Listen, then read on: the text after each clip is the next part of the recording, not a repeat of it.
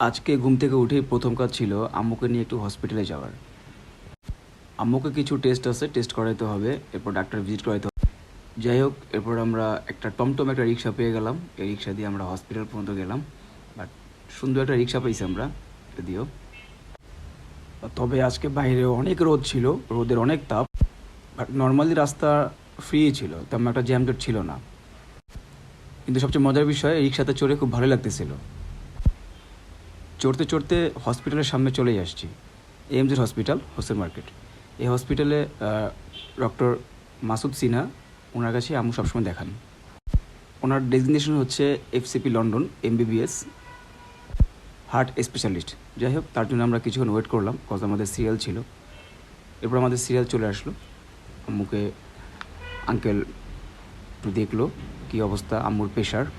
আলহামদুলিল্লাহ আম্মুর রিপোর্ট সব কিছুই ভালো আসছে।